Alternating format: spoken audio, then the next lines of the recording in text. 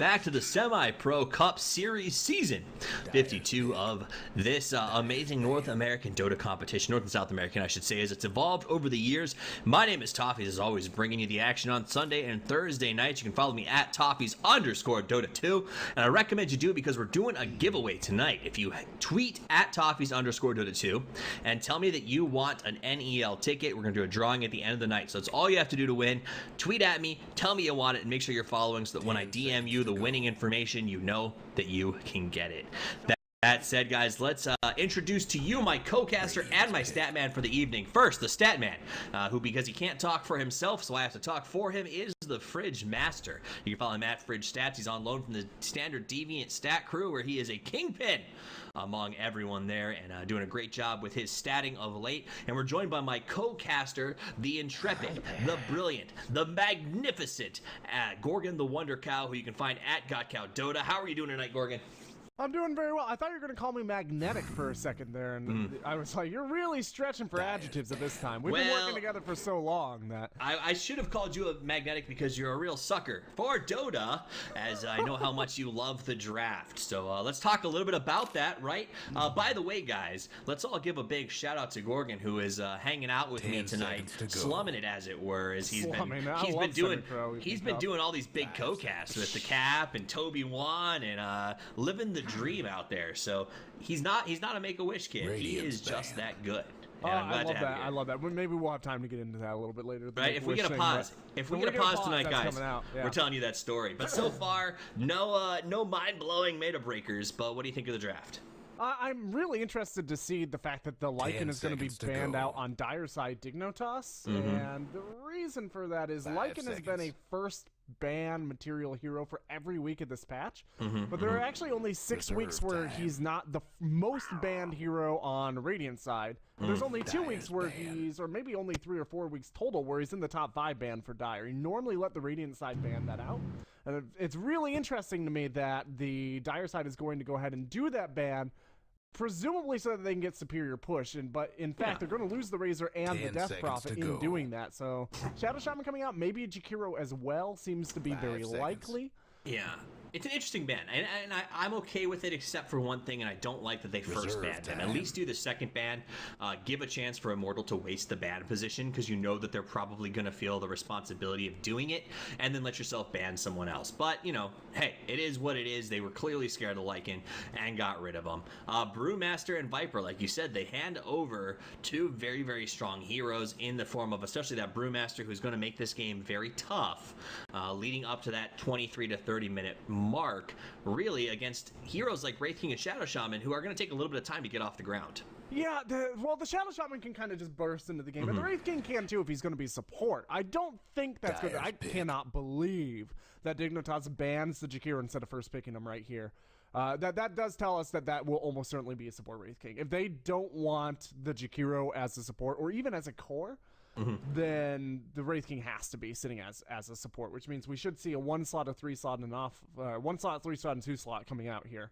Yeah. I'm not sure what Dignitas's general strategy is right now. Most of the in-meta pushers are either banned or picked at this point. Right. And if they are going to go ahead and ban out the Lycan, that, once again, it kind of tells me that they were thinking about doing enough pushing that they don't want to be ratted. Maybe they're going to go for a traditional 4 Protect 1, though. That would also fit this try to buy time in the mid-game strategy of banning. Absolutely. So, you know, they could be going for something like a Naga Siren or a tiny Gyrocopter, something like traditionally heavy like that. We'll just have to wait and see, because right now what they have doesn't seem consistent with this current meta. Right, and I think that to talk about Dignitoss with the combo that you brought up with the Wraith King Shadow Shaman, I expect that I'll see them move a lot. To me, if you're going to pick these two heroes together, if you're going to run them as support, they either need to be running an aggressive tri-lane or in a massive amount of rotations, because that Wraith King stun, especially if he goes a point into his stats, combined with the Shadow Shaman's Shackle and Hex, means that by level 2, they can really kill pretty much anybody on the map at any time, which makes Immortal Fire really have to think about things like picking up a jungler and reconsider those options as well. So, I mean, is that something that you make sense, or do you think that Wraith King Shadow Shaman are just a great babysitter combo? They're a really good babysitter combo. They roam very well as well. With the Venomancer is going to be a core. Almost certainly that's going to be a mid Veno, if not a farming 1 Veno.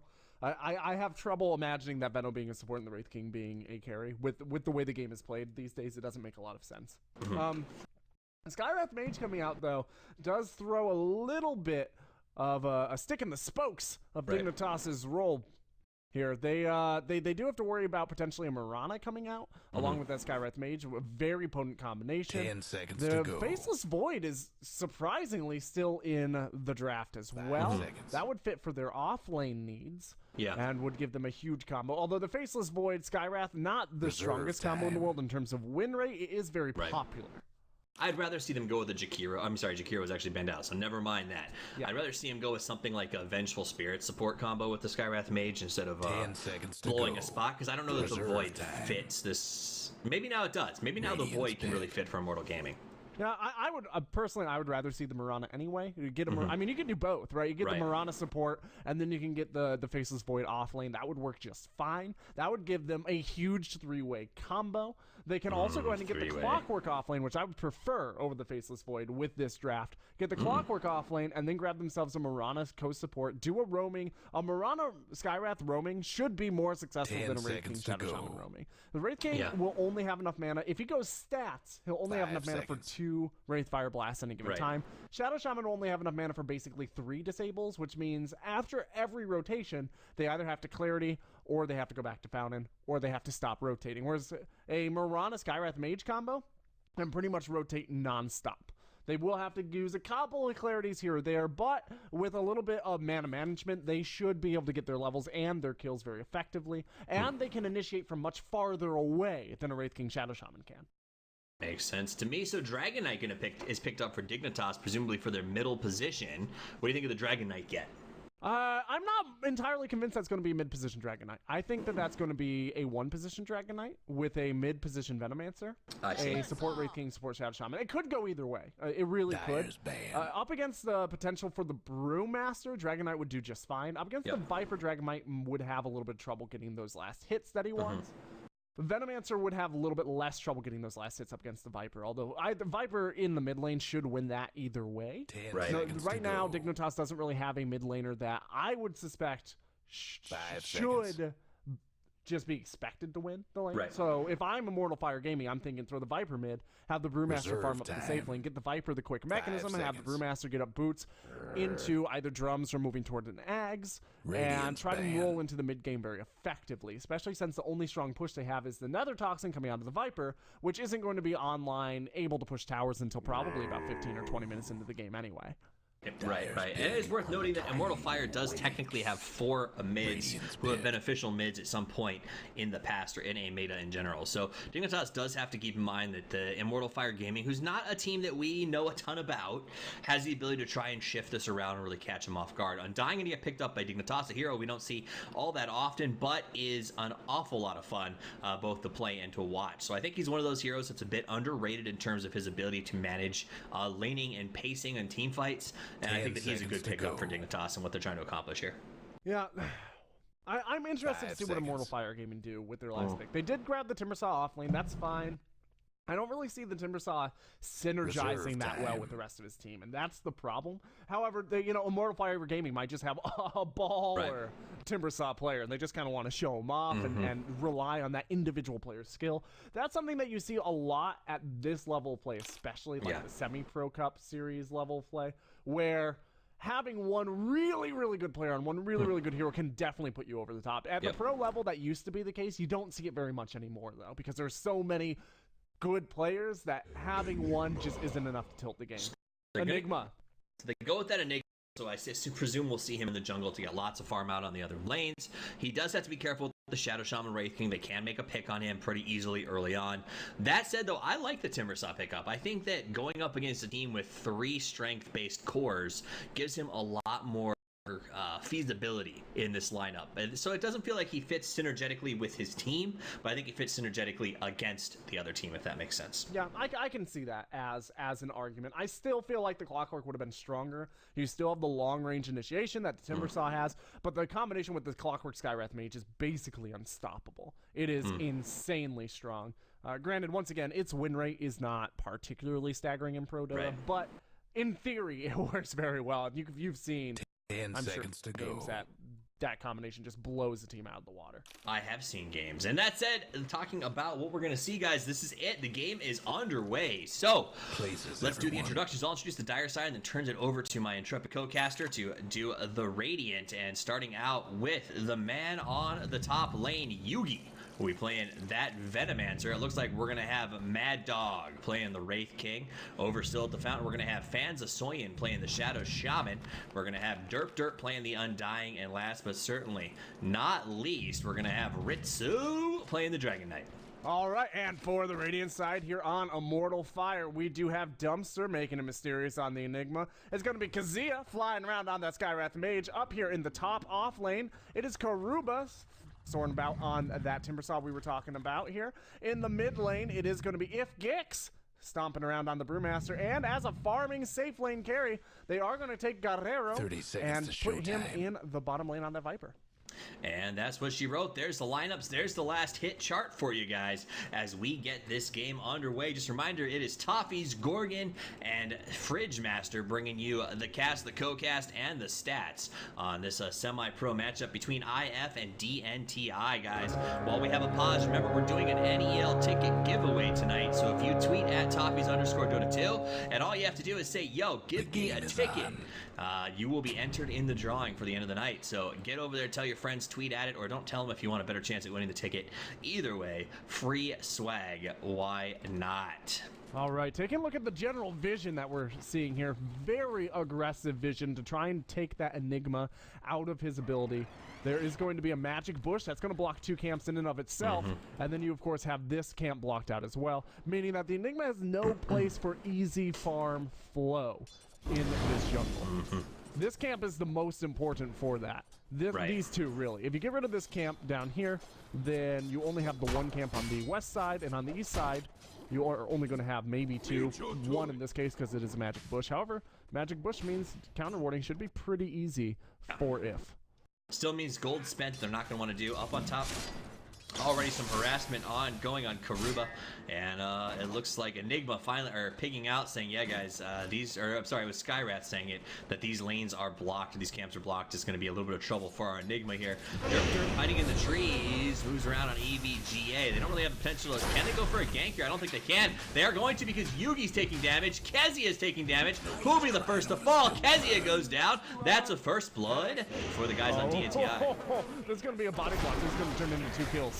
There they go. Nice play. Guerrero in some trouble. Tombstone goes down. Right clicks are too strong, and Guerrero just drops a nice 2-kill start by DNTI.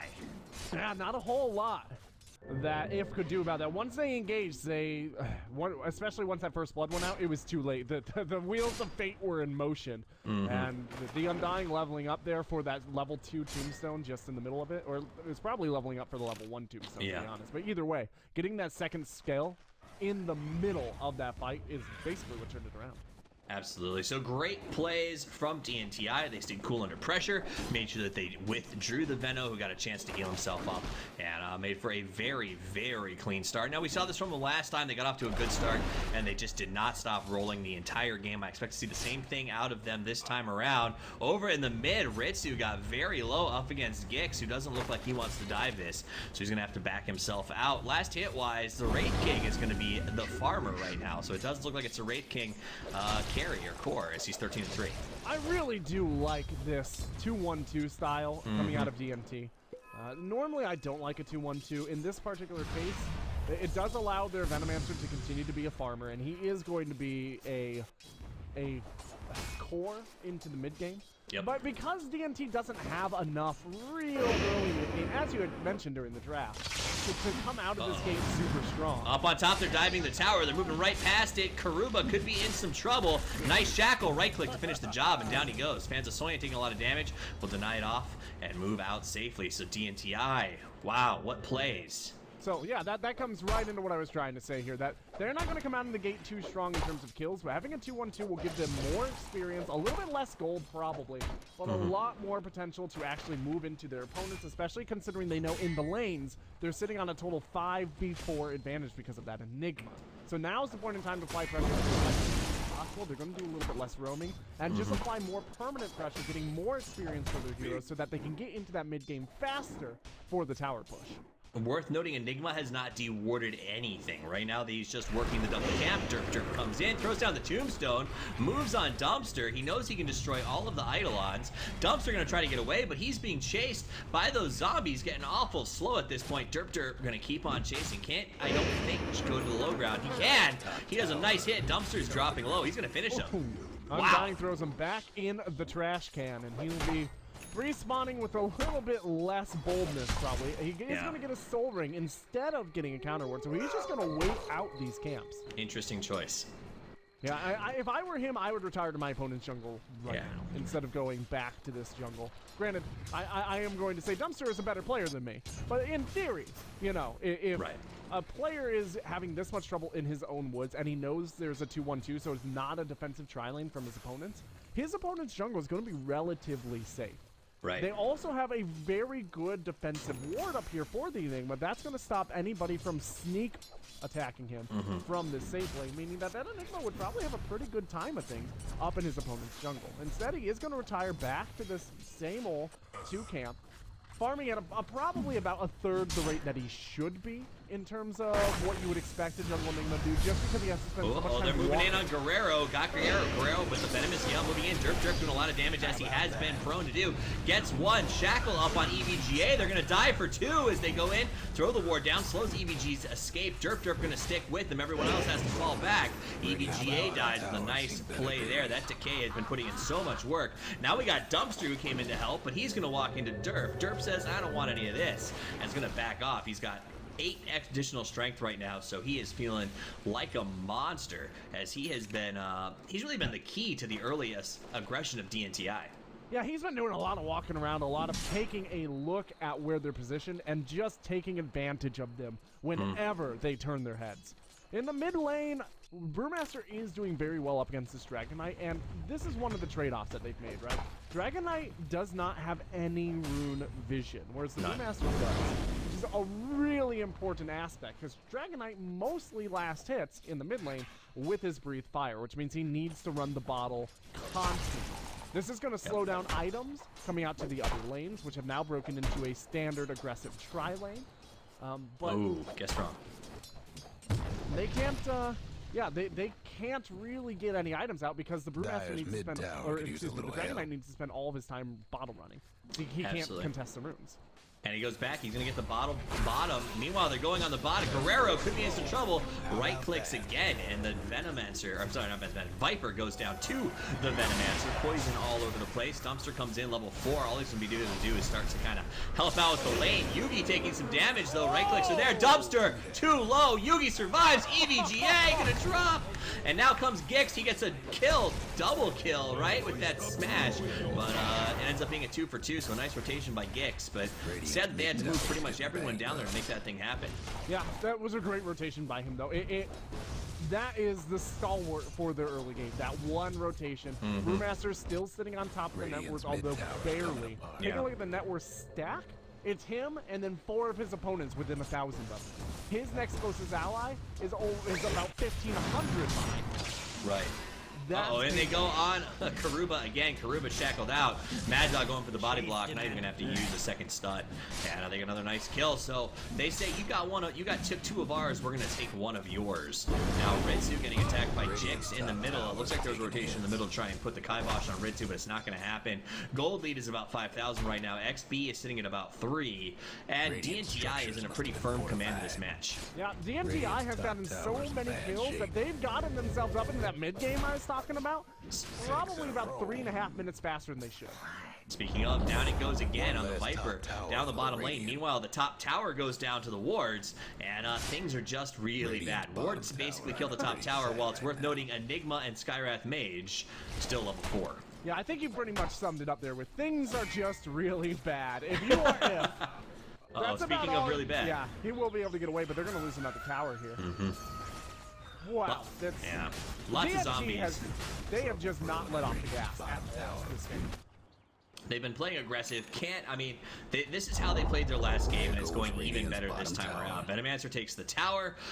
Gix is in a dangerous position here as we see a rotation coming out from Mad Dog, though he is going to walk into the Dire Ward, I'm sorry, not a Radiant Ward. So now Gix could be in some trouble, heads towards the bottom.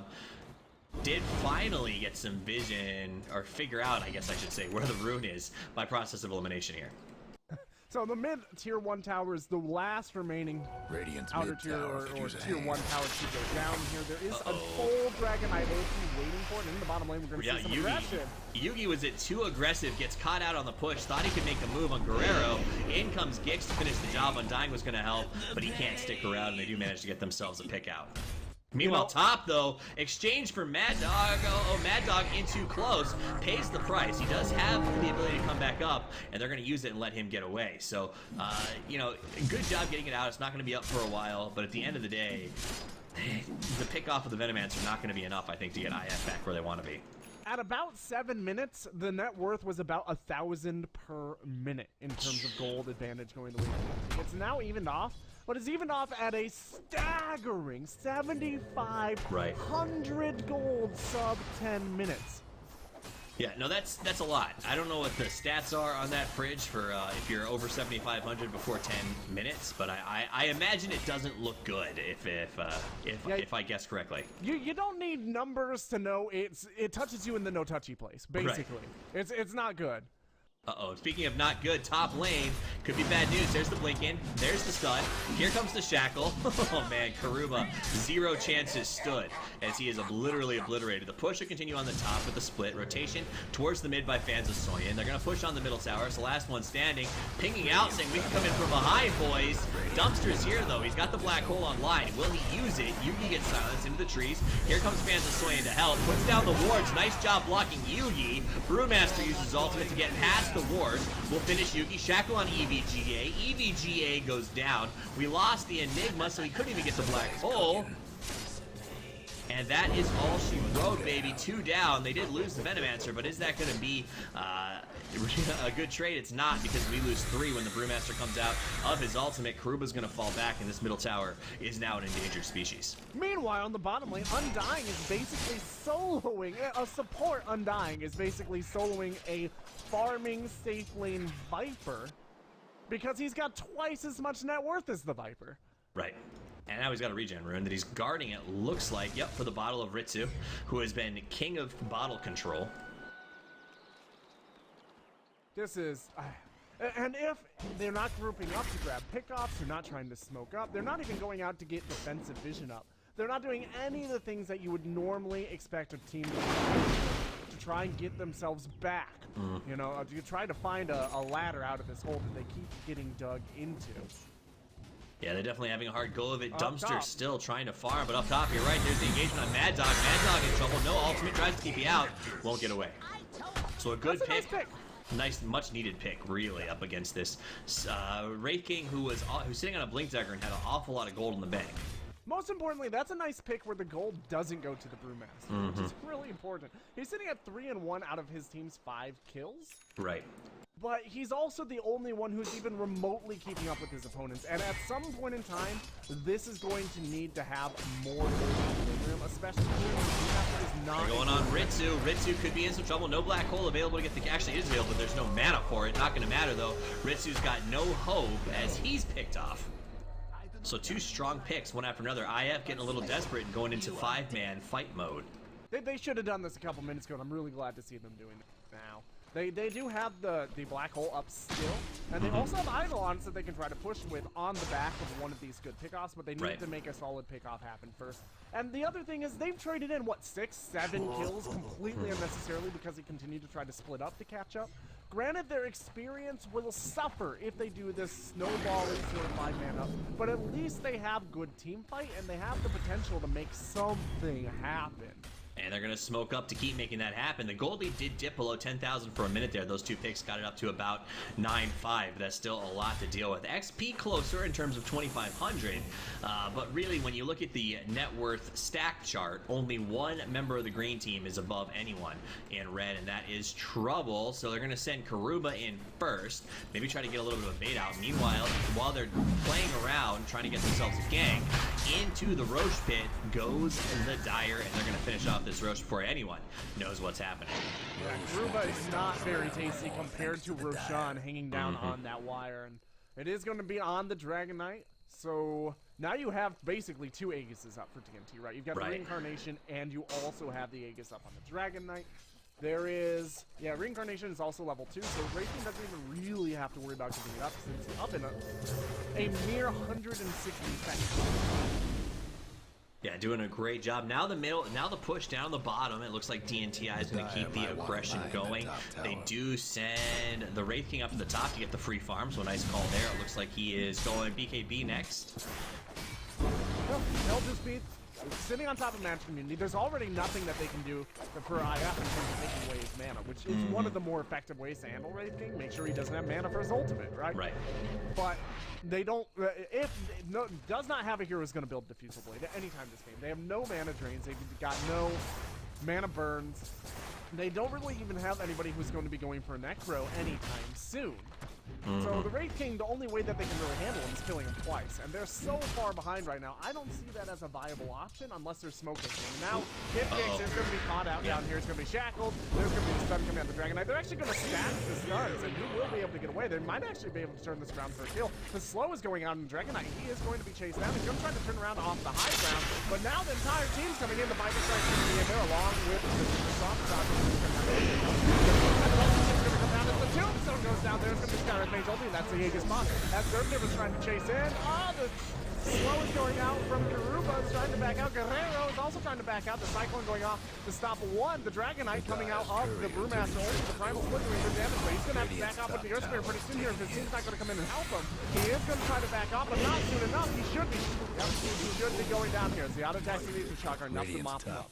So a 2-for-1 going the way of DNTI. A nice turnaround by the Dragon Knight to keep him in place, while the rest of his cavalry showed up, and IF falls even farther behind. Gold lead out to about 12,000 XP, down to 7,500. If we look at the items right now, that's also a dead courier on Dire, so Dire lost courier. That was the, I think that was the one casualty of them during that fight. A small price to pay. A small price to pay, and I think they got the item off first. Black King Bar finished up on the Dragon Knight.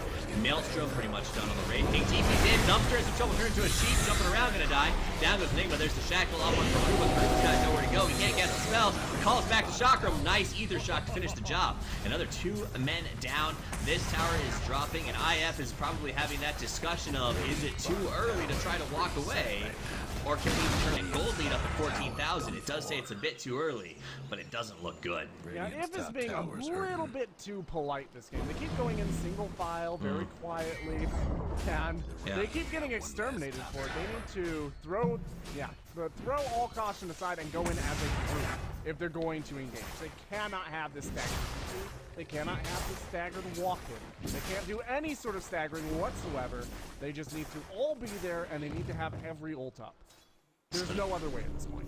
Yeah, absolutely. I mean, and you're exactly right. IF is just sort of handing, at the joke of politeness, handing some things to DNTI. The DNTI is saying, well, thank you. This is some of the best service we've had in months. So hopefully they get a tip after the game, but that's not what IF wants to be doing. There's the blink initiation. They're going on Dumpster. Dumpster's caught out again. Even with the black hole up, he hasn't had a chance to use it yet. Mad Dog gonna drop down. Dumpster falls, so it's a 1-for-1. But Mad Dog's coming back. Derp on Guerrero. Guerrero's gonna go back to the Ancient, and now they fall back. Timbersaw putting up some work. There is the ultimate from the Brewmaster, but he's trying to get himself out. Derp survives. Brewmaster ultimate got almost done. Will he be out in time? He may, and he will. No, he won't. He goes back to Earth. Gix gonna go down. You can actually see DMT considered chasing off the Sky, or the Wind Spirit, and then at that point in time, they just surrounded the Earth so it could be free. And stopped it. They just made sure that he would come back into it. Yeah, that GG, very well called. There's nothing that was going to be done at this point in time in this game. So, a fun match between the two teams. Congratulations from DITI as they advance. Dignitoss as they advance to the next round. My name's Toffees, guys. You can follow me at Toffees_Dota2. Don't forget to follow our stat man at Fridge Stats. And, of course, go to the Wonder Cow. Where can they find you? Hey guys, you can find me writing over at Join Dota and High Ground TV, and of course you can follow me on Twitter to catch all of my casting and analysis at GotCowDota. Absolutely, guys. And remember, if you tweet at me tonight at Toffees_Dota2 and tell me that you want a North American Elite League ticket, I'm giving one away at the end of the night. So just tweet at and let me know you want it, and you'll be put into the drawing. That said, stick around, guys.